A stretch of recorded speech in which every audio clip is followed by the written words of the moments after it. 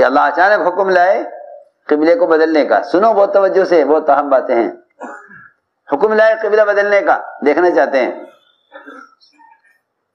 کہ کون نبی کے ساتھ ساتھ پلٹ جاتا ہے بیت المقدس سے بیت اللہ کی طرف، اور کوئی نہیں کہا نہیں جی وہ پہلا قبلہ ہی صحیح تھا، بس اس کو بدلنے کی ضرورت نہیں تھی.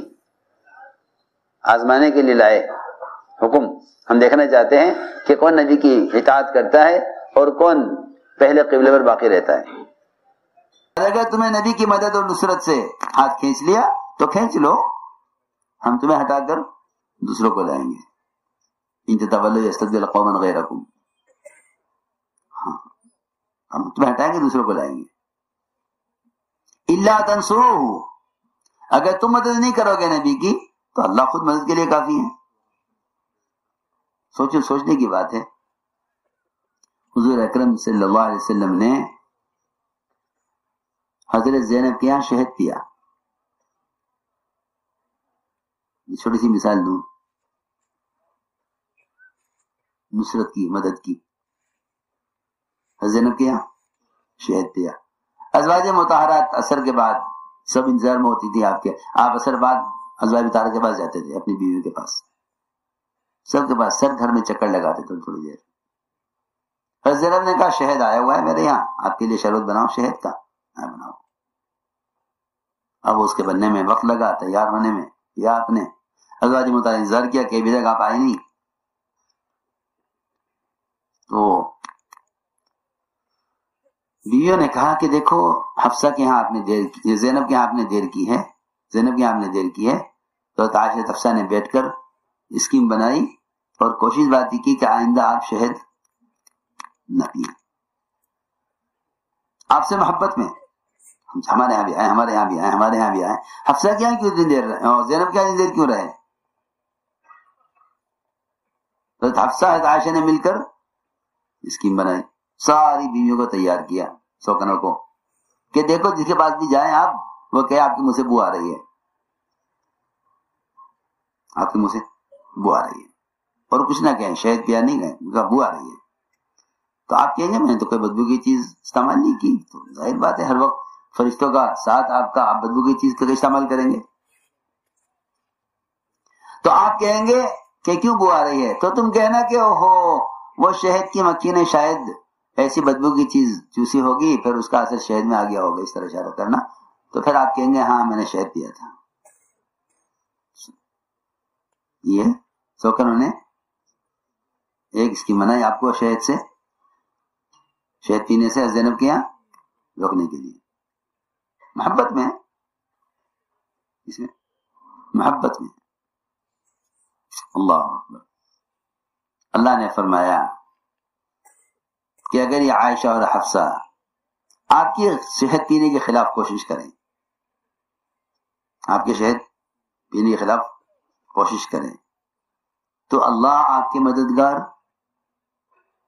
جبرائیل آپ کے مددگار، سارے ایمان والے آپ کے ساتھ آپ کے مددگار، اور اس کے بعد سارے ملائکہ آپ کی مدد کے لیے.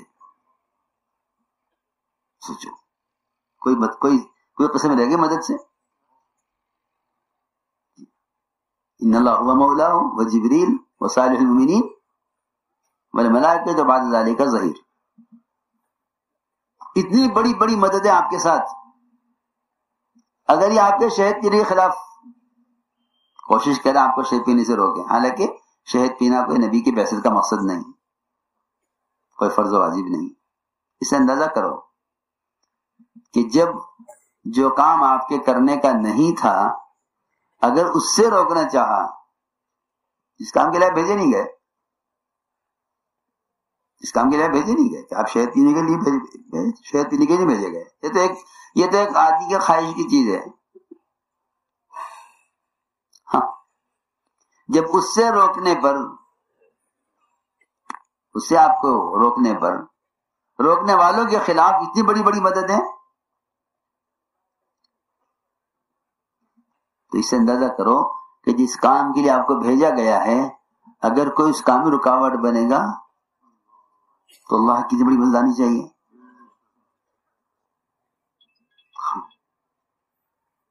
اس لیے فرمایا کہ جس چیز کا اپنا خیال ہو یہ کہ اللہ اپنے بندے کی مدد نہیں کریں گے، اس کو چاہیے کہ اپنے گھر کی چھت میں رسی کا پھندا لٹکا لے اور اس میں گلا پھنسا کر خودکشی کر لے، تاکہ دیکھ لو اس کو غصہ جاتا رہا یا نہیں، تسلی ہو جائے گی اس کو، الجھن اس کی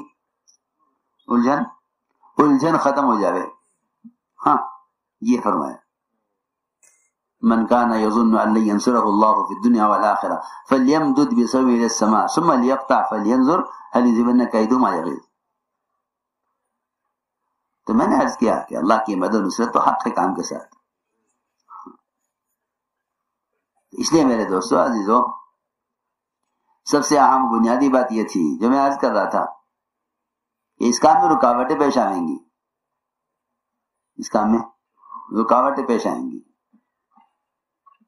اس کام میں رکاوٹیں پیش آئیں گی، اس لیے کام کو اللہ کا حکم سمجھ کر کرو۔ اور دوسری بات یہ ہے کہ کام اللہ کی مدد سے ہوگا، کام اللہ کی مدد سے ہوگا، کام اللہ کی مدد سے ہوگا، لیکن مدد کے لیے کچھ ضابطے، کچھ شرائط ہیں۔ ہاں یہ نہیں کہ اللہ کی مدد سے ہوگا تو مدد آئے گی، کہ نہیں، مدد جس طرح مدد یقینی ہے اس کے ضابطے بھی یقینی ہیں، اگر وہ ضابطے نہیں ہے تو مدد نہیں ہوگی۔ کہ سب سے بڑا مدد کے لیے شرط اور نصرت کی شرط وہ آپس کی اجتماعیت ہے، آپس کی اجتماعیت ہے، کہ سب سے بڑی مدد کی شرط آپس کی اجتماعیت ہے، کہ ساتھیوں میں اجتماعیت ہو، اور اس اجتماعیت کے لیے ایک دوسرے کا تعاون اصل ہے۔ اجتماعیت جس کو کہتے ہیں اجتماعی سے کہتے ہیں کہ ایک دوسرے کا تعاون کرو، ایک دوسرے کا مدد کرو، یہ خیر کے کاموں میں تعاون کا حکم ہے۔ تعاونوا علی البر والتقوی ولا تعاونوا علی الاثم والعدوان، کہ ایک دوسرے کا تعاون کرو خیر کے کاموں میں۔ اس تعاون میں جو رکاوٹ پیش آتی ہے کہ ہم ان کا ساتھ نہیں دیں گے، ہم ان کا ساتھ نہیں دیں گے، ہم ان کا ساتھ نہیں دیں گے، اس کی جو بنیادی وجہ ہے تعاون نہ کرنے کی، وہ بڑا سبب، بڑی بنیاد اور بڑی وجہ حسد ہے۔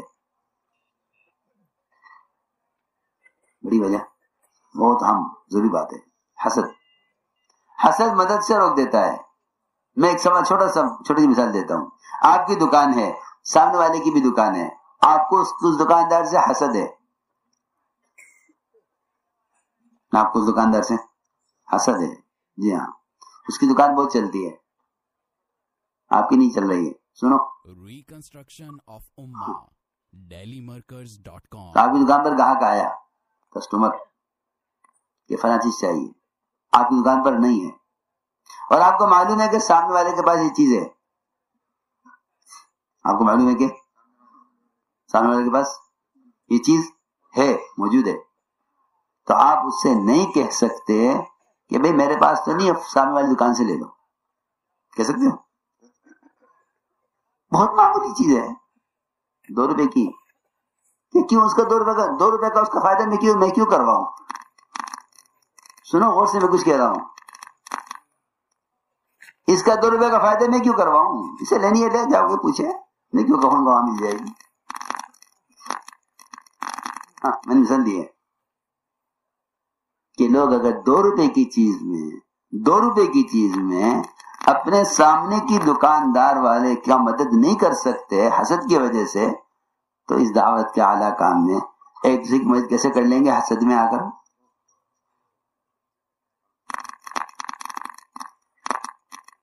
ابھی بات سمجھے؟ ہاں،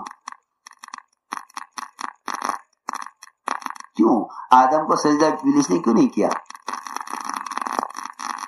صرف حسد میں۔ یہ آسمان پر پہلا حسد ہوا ہے،